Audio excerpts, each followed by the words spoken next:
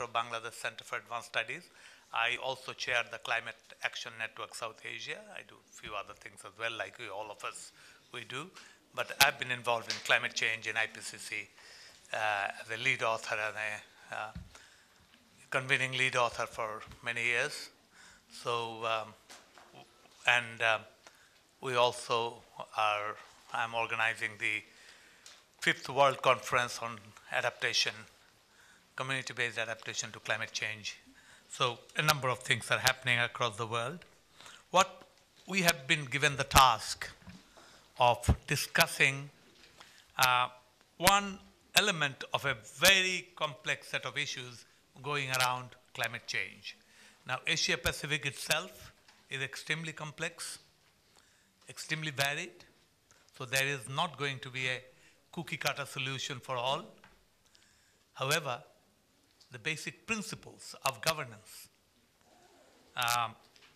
of integration, of climate system as a whole and climate research and following from climate research to climate action has a science policy interface. Now, in the well-structured democratic societies, the policy, as it is said, when a science argument or a position is made, the policy normally takes it into account quite comfortably or easily or uncomfortably, takes a lot of time of discussion. In developing societies, developing being a very large sort of word, a different stage of development, science has a way of creeping in and takes time, slightly longer in some cases. In some cases, it can be very fast as well. However, often what happens is, our own experience is that people are not necessarily all the time integrated into the policy framework. So the people do not get the benefit of that policy frame immediately, or it takes so long that it starts showing sometimes more focused, other times greater distortion in policy frame. Now, climate change is one of the greatest threats that we all face. The nature of this threat, and one of the reasons why I think the climate change community has not been able to stimulate some of the debate and get the policy world wake up and jump in. Some of them are slowly waking up, but the jumping is taking very slow. You can see in the climate negotiation process is one such process, but there are many such processes. You know, the story of Copenhagen has been said. Copenhagen was supposed to be Copenhagen, became a broken heaven. So it depends on where you come and how you look at that. However, a lot of good things have also happened. It's not a simple bad story. There are a lot of good things happening. And many of the good things are happening at the level, at different levels of decision making. Now, our decision making process is complex again and is non-linear. There is not a simple, you know, this has been said, this should be done, somebody does it, jumps with the next thing, this should be done, and it gets done. It doesn't happen like that. It doesn't happen in our lives. Why should it happen at the level of climate change? The reason it's needing to happen at climate change because it's changing everything so fast. And a group of scientists has been talking about is why is it that we have not succeeded in communicating the message? And I think the message in terms of global warming, which seems that, you know, something is going to warm up and we are not sure what happens. Global climate change, something is going to change very slowly. I think the key message that the phase we are entering is a catastrophic shift, if not collapse, of the climate system as we know it, as we have known it at least for 60,000 years and more likely 400,000 years. There has never been such rapid change in climate for the planet as a whole. And some of these changes, if we tomorrow by a miracle bring the mitigation to zero, we are not going to stop everything.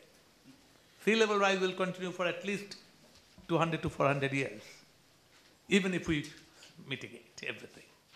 So life isn't going to put us back to where we were.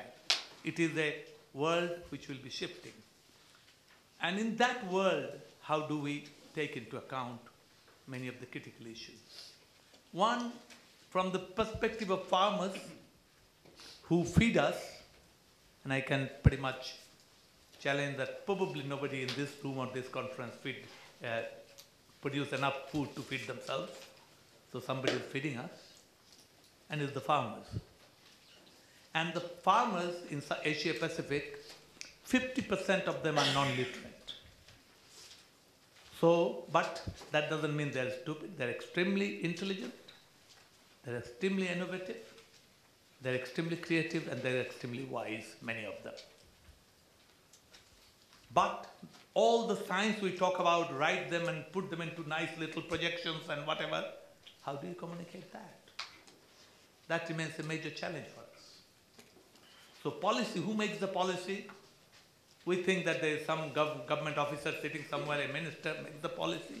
Well, that's what he or she thinks. Policy is far more complicated. Policy is made by the farmer down there and starts a process which then has to go up and down, backed by resources, backed by knowledge. And those farmers, their farming techniques have been, that knowledge that they have has come from their parents and grandparents. That is where the knowledge has come. That has been more or less linear, not necessarily simple line, but it could be any sort of curve, but linear. Unfortunately, what climate change is doing is changing the future in a way they are not certain of. So when we talk to the farmers across Asia Pacific, the general gut reaction, they say, something is happening which is not right and we don't know what it is and how to handle it. And the future would be a different future, and how do they plan for that?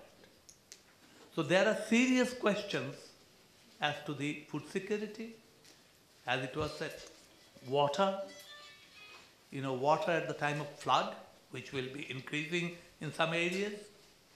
And the critical issue at the time of flood is water everywhere, not a drop to drink. It is not the shortage of water. It is a shortage of good quality drinking water at that point. So there are very many complex stories in this. Our job today, this morning, is to look at the vertical integration. Now by vertical integration, the way I understand it, the way I have written books on it, is that communities, so let's say human beings, communities, and most decisions will be made at the three levels, lowest levels.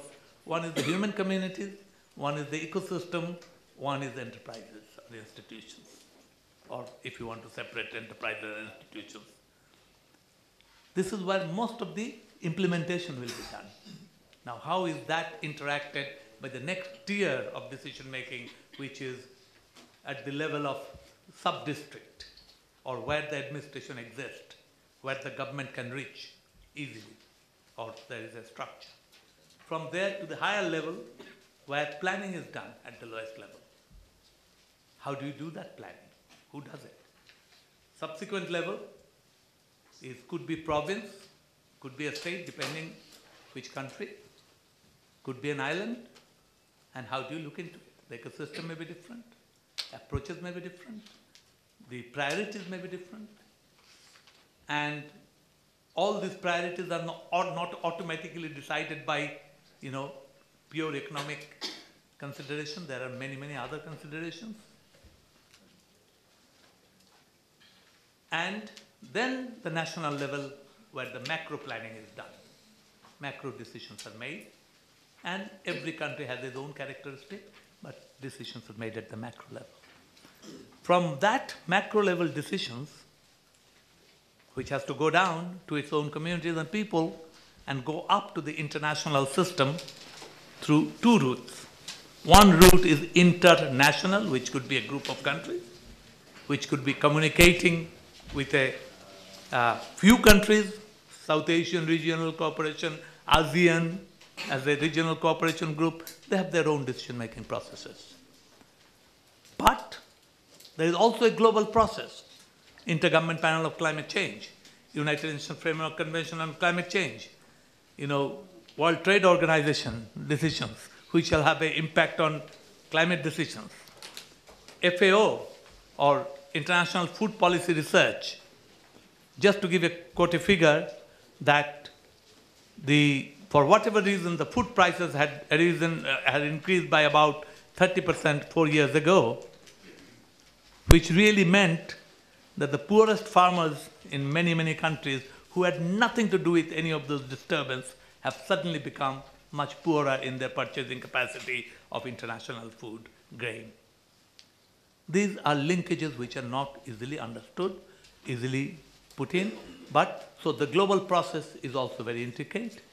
And as it was said, we need good knowledge, we need capacity to absorb that knowledge and utilize that knowledge, and we need finance or resources to manage those. And of course, we need institutions, which is part of the capacity.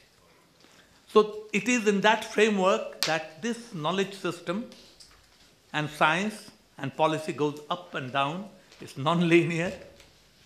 It doesn't stop somewhere suddenly. It can get distorted depending on priorities of groups of people. As we see right now in the Western democracies, most of the democracy are shifting a bit more towards right, and huge amount of decisions are being made. How do you shift priorities of financing or financial allocation? So we have complexities. Now we have a very enlightened group of panelists here, and we have a provocateur who is very well prepared to provoke. This is Peter King, the Senior Policy Advisor at the Institute for Global Environmental Studies, Environment Studies, Strategies in Thailand, the main organization based in Japan. And he has had a long career with the Asian Development Bank, has gone through this process of many decision-making across. We have Harjit Singh, who has worked on emergencies and conflict advisor in ActionAid International, based in India. He has worked a lot on disaster management and interlinking. And one of the criteria of disaster management is you cannot wait. You have to jump in, do things, because people are across there. We have Niloufar Islam, who is Director of the Water Resource Planning Organization, Ministry of Water Resources in Bangladesh. We have worked together a lot. She was in the National Adaptation Plan of Action process, particularly in the water sector. We have Punna here, who is a climatologist with the government of Sri Lanka and in the Department of Agriculture. And he is also a member of the steering committee of the Climate Change, Sri Lankan Climate Change Committee of the government of Sri Lanka. Finally, we have Hiroyoshi Kusaka from Tsukuba University. Again, I had the privilege of working with colleagues in Tsukuba University, eminent university for modeling work, and he is a climatologist doing modeling work, but he is trying to bring global models to regional level, downscaling models. And we'll have a, as we said, pretty eminent group here. The purpose here is not to give lectures from this side. So the format, the way we will do it, I have to stop talking. And Peter King will introduce some of the ideas. Obviously, the time won't permit him to elaborate. He has about 10 minutes. Other will have 3 to 5 minutes to respond to one or two of those points, or if they think some other additional points has to be taken. I would soon like to go to the participants and get into a